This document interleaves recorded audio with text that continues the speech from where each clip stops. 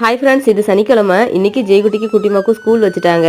Sir 2-3 நாளா school விட்டு வந்து விளையாட ஆரம்பிச்சிட்டாரு. அதனால வந்து ஹோம்ஒர்க் நைட் டைம்ல பண்றதே இல்ல. அதனால காலையில நேரமா எந்திரிச்சு இன்னைக்கு ஹோம்ஒர்க் பண்ணிட்டான். இங்க எந்திரிக்கும் போது தண்ணி வந்துருச்சுங்க. சரி தண்ணி பிடிச்சிட்டு அதுக்கப்புறம் சமைக்க ஆரம்பிச்சா லேட் ஆயிடும்னு சொல்லிட்டு ஒரு அடுப்புல சாப்பாடு, ஒரு அடுப்புல வந்து பச்சை பயிரெல்லாம் போட்டு குக்கர்ல வச்சுட்டேன். அது வேகிற கேப்ல குடத்தெல்லாம் விளக்கி வச்சுட்டாங்க. குடத்தெல்லாம் விளக்கி கொடுக்க என்னுடைய கணவர் வந்து தண்ணி பிடிச்சிட்டாரு. சரி ஒரு டைமாவது ரெஸ்ட் விட்டுட்டு நாமளே தண்ணி பிடிக்கலான்னு பார்த்தா தண்ணி பிடிச்சிட்டு இருந்தா ஜெய்குட்டிக்கு ஸ்கூல் டைம் ஆயிடுங்க. அதனால அந்த டைம்ல அவரவே பிடிக்க சொல்லிட்டு நான் சமைக்க ஆரம்பிச்சிடுறேன்.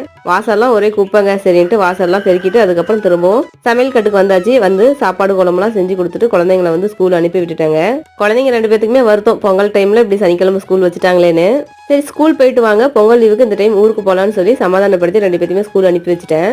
எப்பயுமே கொஞ்சம் பெருசா பரிசை கொடுத்துட்டு இந்த வருஷம் பொங்கல் பரிசு வந்து ரொம்ப சிம்பிளா கொடுத்துட்டாங்க. அரிசி, சக்கரை, அது கூட ரேஷன் சீலைங்க. ரேஷன் சீலை வாங்கினா வேஸ்ட் இல்ல. பொங்கல் பரிசுல எப்பயும் போல பெருசா கொடுப்பாங்கன்னு சொல்லி எதிர்பார்த்து ஏமாந்துடாதீங்க. இதுதான் பொங்கல் பரிசு.